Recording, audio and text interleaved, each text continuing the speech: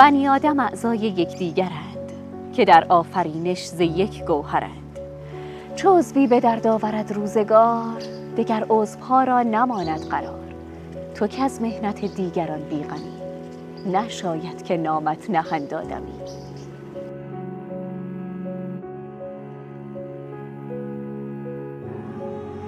حدوداً 20 سال پیش 2 قطعه از بهشت خداوندی هر یک به مساحت تقریبی 5000 متر مربع تفکیک شد. یکی در ولفجر جنوبی و دیگری در شهر صدرا فرود اومد و هر دو با همت نیک‌اندیشان ساخته و آماده شد. این قطعه از بهشت که برادر یا خواهر بزرگتره، در سال 1382 با زیربنای 4250 متر مربع در ولفجر جنوبی چشم به عالم خاکی گشود. در حال حاضر 165 نفر از کودکان معلول و بی سرپرست زیر و بالای 14 سال دختر و پسر رو زیر سقف مهربانی خودش جای داده.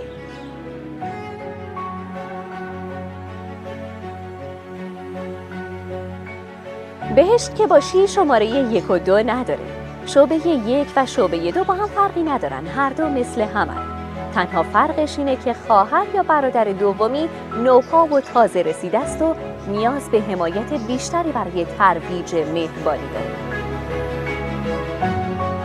اینجا قطعه دیگه از بهشت نرجس با زیربنای 4643 متر مربع در زمینی به مساحت 5000 متر مربع هست که در سال 1401 فاز اول اون به مرحله بهره برداری رسید و در حال حاضر 90 نفر از دختران معلول و بی سرپرست بالای 14 سال رو در دل مهربان خودش جای داده و میزبانی میکنه.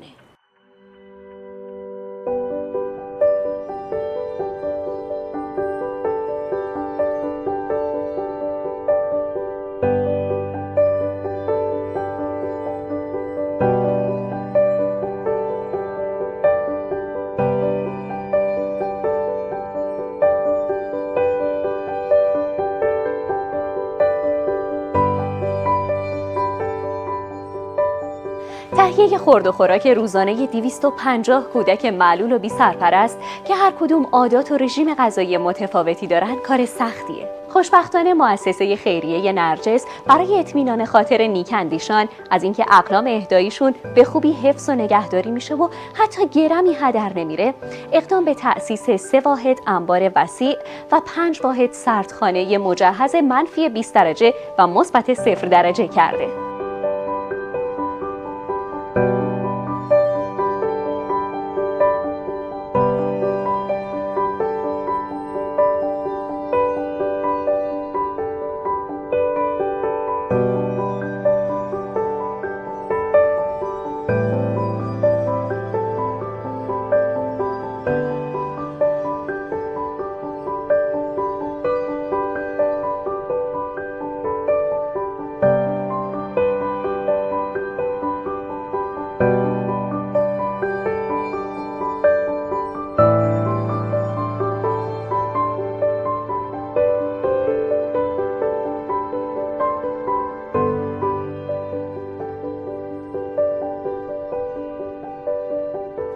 این انبارها مایحتاج 6 ماه تا 1 سال توانخواهان رو ذخیره و انبار می‌کنند.